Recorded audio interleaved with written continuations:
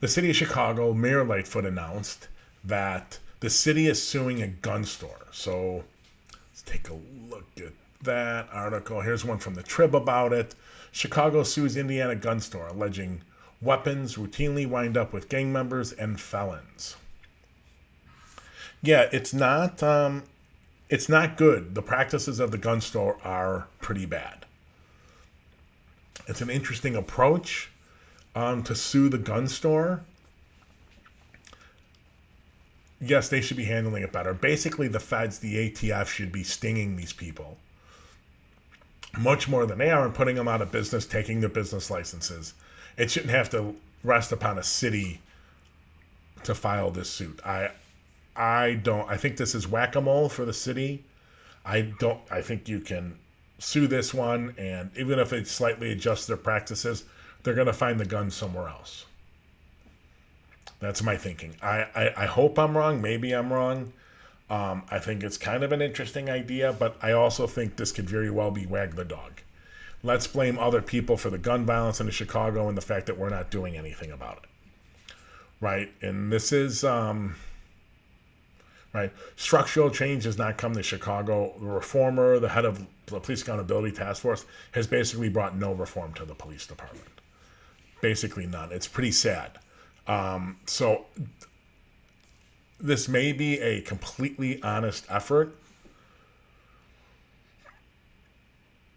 This would have been great on top of 20 major systemic changes and a really innovative superintendent hire. Brown is not that, and she has brought none of those changes.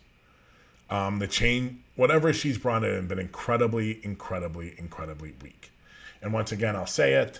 Yes, she needs to. The city needs to redo their foot pursuit policy, and this maybe played a role in the Alvarez case. Although once again, you're chasing someone with a gun. I don't know. Do you just let them go? Maybe you lose sight of them, you stop them. So maybe there's a difference between this and the Adam Toledo one. I don't think any change in the foot pursuit policy of any best practice around the country is going to stop the Adam Toledo foot pursuit from happening. Okay, I don't think it is going to. There may be something about the Alvarez one. I've got to look at it more closely.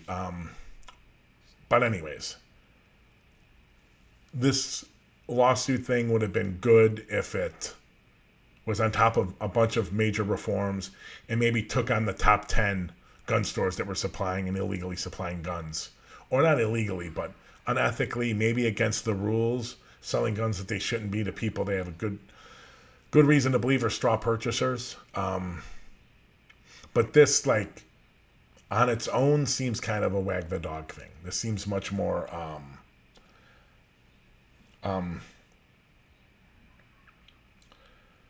seems much more like a wag the dog. I'm going to get to a question we have from back of the Jarts. Do we know why they first pursued him? Yes.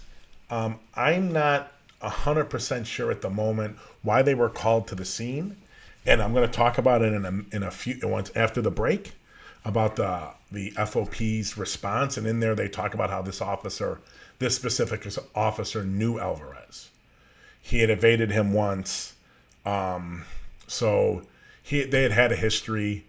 I know when they pulled up, I think Anthony ran, and during the initial foot pursuit, he pulled a gun from his waist, supposedly. So the story goes. I don't think there's a doubt that he had the gun. I think there's a doubt about whether or not he actually ever did anything that can be reasonably construed as threatening to the officer. And while I'm not going to dive deep into this, police have wide latitude, right? If they think in their head they have a reasonable belief that that person may raise the gun and shoot them, that can just shoot people. And I'm going to get into this more on Friday's show. I'm not 100% sure. I think that is the law, and I think that is CPD policy, but I'm not sure it's a good one in either way.